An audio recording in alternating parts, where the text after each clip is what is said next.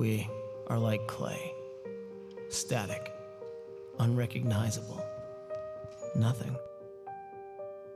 A formless mass with no direction, no purpose, no meaning. We are like clay, pliable, movable, moldable. In the hands of the Creator, we can be changed, made beautiful, given life. Nothing becomes something extraordinary. The transformation takes time.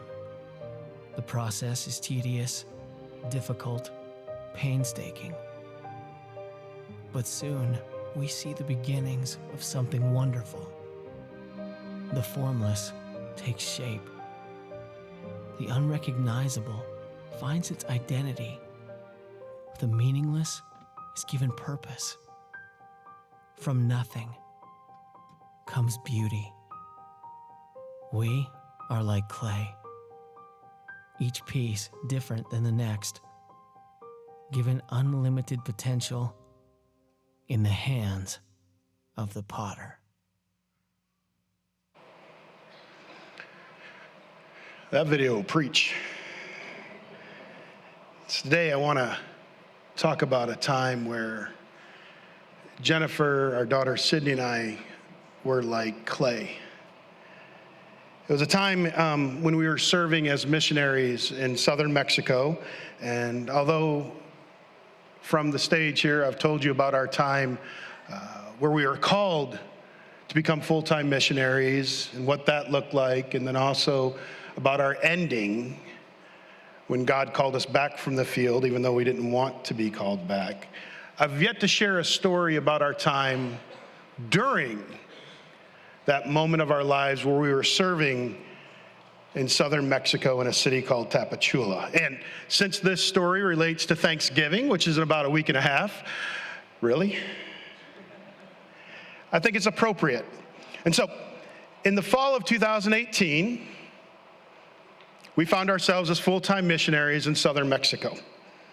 We were working with an organization called Mission on the Move, and it had been there for about 20 plus years, and the missionaries that had served there were in their 70s and ready to retire.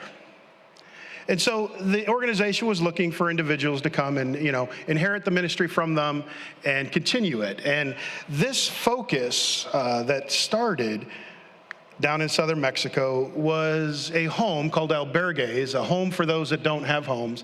And it housed about 30 young adults, teenagers, and kids who were from vulnerable communities. And during our first full year there, we wanted to share a little bit of our American culture with them and provide a full Thanksgiving spread for the kids and the 11 staff members that joined us and took care of these young ones. Our goal was to share a little bit of what we experience as Americans here in the United States. And so we wanted on that Thursday, on that Thanksgiving day, Jennifer, Sydney, and I thought that we would prepare them this full meal with all the trimmings. And so we made out our extensive grocery list because we had like 45 people to feed. And for those that have large families, you can relate to that. All the ingredients, the preparation, worrying about if your store is going to have what you want. However, when you take that grocery list for that amount of people, it soon is going to meet the reality of serving in southern Mexico, because Thanksgiving isn't a thing. You see, we realized quickly that the task set before us was pretty daunting. Because, one, we faced a language barrier. Our Spanish wasn't perfect. Two, we had a lot of people to feed. And three, most of the ingredients on our list just weren't to be found. I mean, sure, we could get 3 live turkeys at the local mercado any day of the week. We could buy tortillas by the kilo 24 hours a day. But finding enough frozen turkeys or Hawaiian sweet rolls just wasn't in the deck of cards. Oh, also gravy and stuffing for those that like that stuff. Forget it. That's nowhere to be found in this city. And so after 3 days of driving around, we soon realized that, we hit some speed bumps in our preparation for our Thanksgiving meal.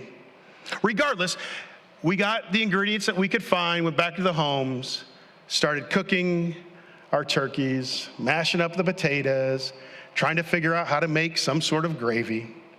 And the sweet aroma of turkey filled the air. We set the tables, lit candles, poured the sweet Mexican Coca-Cola. And for those that know, you know. The kids came in, they sat down at the tables. We explained what Thanksgiving was to us. We explained to them that we just wanted to share a little bit of our American culture with them. We said grace like we did before every meal.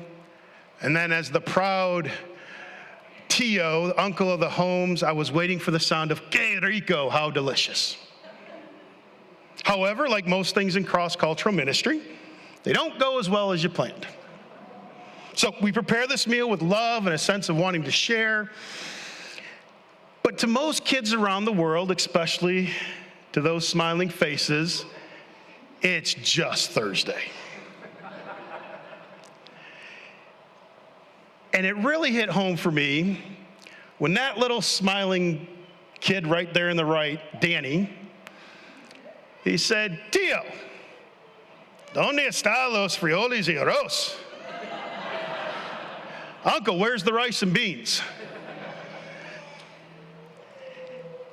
That's when it hit that maybe our well-planned list and all the preparations just weren't going to go as planned. Furthermore, shortly after we began and after I took these pictures, the administrator, the guy who kind of helped run the site with me from the financial side, Marco, he busts through the steel doors. He says, "Adam, come here. Hermano, ven aquí." And he told me about this kid called Diego, who we had just welcomed into our homes about a month before Thanksgiving Day.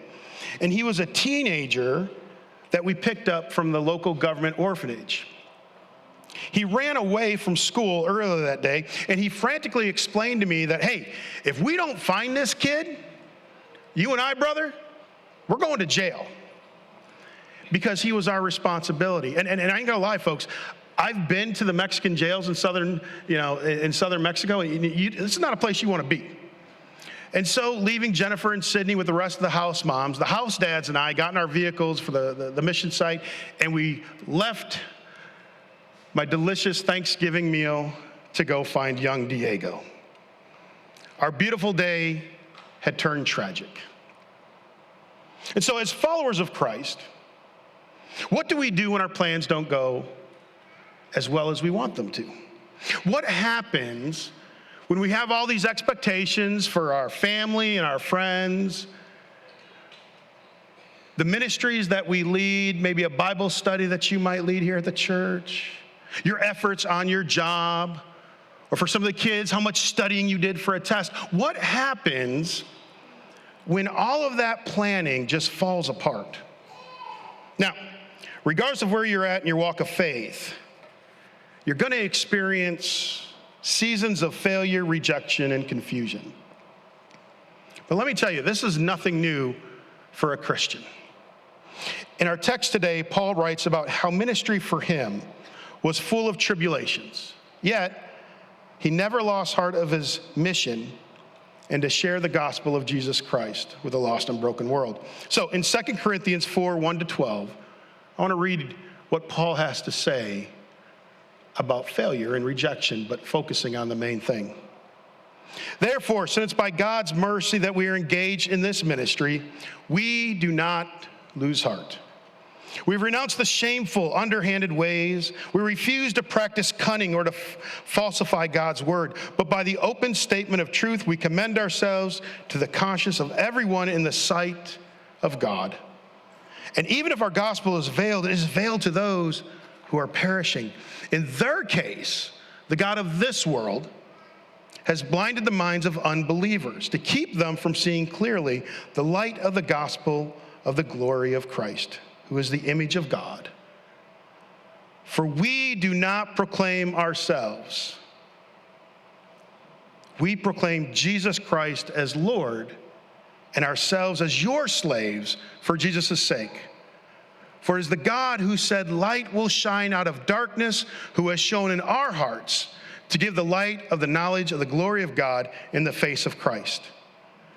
But we have this treasure of Jesus in clay jars, so that it may be clear that this extraordinary power belongs to God and does not come from us. We are afflicted in every way, but not crushed. Perplexed, but not driven to despair. Persecuted, but not forsaken. Struck down, but not destroyed. Always carrying around in the body the death of Jesus, so that the life of Jesus may also be made visible in our bodies. For we who are living are always being handed over to the death for Jesus' sake, so that the life of Jesus may also be made visible in our mortal flesh. So death is at work in us, but life in you. Friends, when you engage in ministry, when you feel compelled to share your faith with somebody else, and when that fails, sometimes that failure becomes a place where God's grace is most clear. Not in our plans, not in our success, but in our complete surrender to Jesus Christ. Even for someone as focused on ministry like Paul, his message is all about God's grace working best through his weakness. It's how we, as fragile clay vessels, are responsible for carrying out the mission and ministry of Jesus Christ to a lost and broken world, and allowing God's light and power to work through us to reach others. And in this letter, this is the second letter that he wrote to the Corinthian church, his words speak so much. There's a lot of scholarship on all the New Testament letters, and some of those letters are written from prison. For those that know Paul, for those that have read the book of Acts, for them that have read some of his other letters, you know that him spending time in prison isn't a big deal. And if you do a simple AI search, how many times has Paul spent in prison? Depending on the scholar, you'll find out that he spent either 4 or 6 times wasting away in prison during his missionary journeys. One scholar, Oxford University professor and Anglican priest N.T. Wright, who I love to read, he says that 2 Corinthians is one of the darkest letters that Paul has written. He also agrees that it was written from prison. But he says that, being in trouble for Paul isn't new because, for those that know this guy, he's been stoned, he's been whipped, he's even been in a shipwreck or two. However, this letter is completely different than all the love stuff we find in 1 Corinthians. There's something going on in 2 Corinthians that N.T. Wright says are kind of signs of impending depression for Paul. Like, what has made him this dark and so depressed? And he says an example of that is found at the very beginning of his introduction to the church, the 2 Corinthians, this letter to the church. And I want to lift up verses 8 to 10 to kind of show you this dark time that N.T. Wright speaks about. Paul says at the beginning, "We do not want you to be ignorant, brothers and sisters, of the affliction we experienced in Asia." Something happened. For we are so utterly, unbearably crushed that we despaired of life itself. Indeed, we felt that we received the sentence of death. These are not just words. Something dark happened to him. The sentence of death, so that we would rely not on ourselves, but on God, who raises the dead. He who rescued us from deadly apparel will continue to rescue us. On him we have set our hope, that he will rescue us again. That theme there of death and persecution and darkness reflects the passage later on that we read, where it says affliction, unbearably crushed, despair, deadly in peril. Many scholars wonder what happened to Paul on this second missionary journey. Because on this journey, he's visiting the church in Corinthians again, and then also Ephesus. Sometime on that journey, things went south for Paul. Probably more so than any other time on his other missionary journeys. And scholars wonder, what happened? What happened for him to write such a dark message? What happened on that journey between these two churches. Now, we know that this letter is probably a combination of a couple of different letters. For it, when you read the whole 2 Corinthians letter, it starts and stops and has fits that goes from one theme to another. So some scholars believe that this letter was actually written over a course of a couple of days or months, because he might have been over here, wrote a little bit, over here, and wrote a bit as well.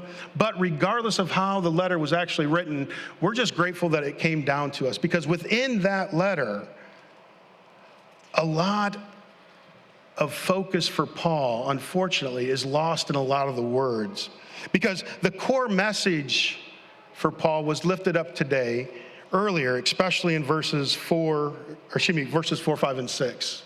So let's focus on Paul's key message here as we read that from the screen. For we do not proclaim ourselves. We do not proclaim ourselves. We proclaim Jesus Christ as Lord, and ourselves as your slaves for Jesus' sake.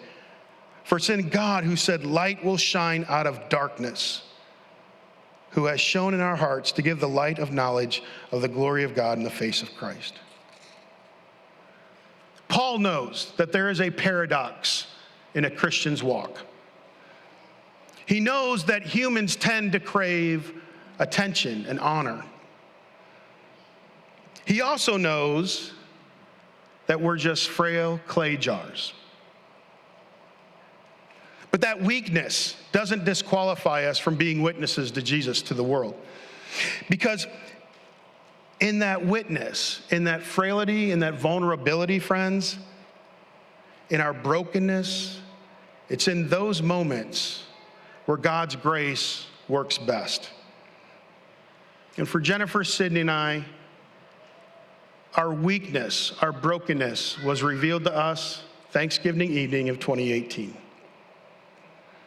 Because in the confusion, the disappointment, the heartache of that night, when our plans were shattered and Diego ran away, God took that brokenness and planted a seed in our hearts that radically changed the ministry in southern Mexico that's still producing fruit today. Because for you see, even though the kids didn't like that meal, because there's no beans and rice, they each said gracias, they each gave us hugs, and the cooks loved the mountain of leftovers that we had, even making turkey quesadillas for a couple of days afterwards. But we learned a valuable lesson that night. Because for you see, that Diego, the young boy that ran away, the teenager that ran away, we found him later that night selling candy in the streets with his mama. At first, we were shocked that he actually had a mom, because we had thought that he was an orphan. We went to the meeting with the social worker at the local governor orphanage, and our translation was that he was orphaned, that he was abandoned. However, like most things in ministry, you lose some, the actual truth in your translation. But regardless, we learned that his love for his mom and his desire to be reunited with her was worth more than our Thanksgiving meal, was worth more than a comfortable bed that we provided, was worth more than the air conditioner at night, was worth more than all the good food that we gave him 3 times a day, the schooling that we paid for. It did not matter what we prepared for him. He wanted to be with his mom. And so one change that God did through us at the ministry, through our brokenness, was we shifted the focus from bringing in whoever we could to focusing on orphans, parents and kids of parents who were in jail. We wanted to keep that the central focus of our ministry. Another thing that God did through us was we shifted the ministry from being an institutional family setting where you had boys over here and girls over here in separate houses to more of a foster family mission site where we brought brothers and sisters together underneath the same roof. And that treasure that God placed in our hearts, that love of others, that love through Jesus Christ, is still producing fruit down in Tapachula today. And it's that love that we hold dearly. That love that when you step out in your faith, It's a love that you're going to have to hold dear, my friends, because if you don't, the devil's going to get you.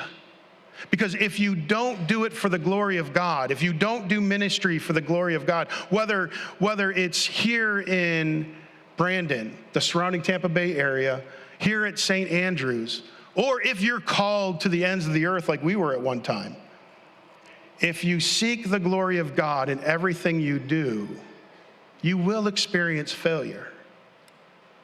And if you let the failure get to you, because the devil wants you to be beat down, the devil wants you to be persecuted, the devil wants you to fail, my friends. But if you set that aside and focus solely on Christ, it doesn't matter where you're called to serve. You will serve with that treasure deep in your heart, and knowing that regardless of what you do it for the glory of God. In the name of the Father, the Son, and the Holy Spirit. Amen.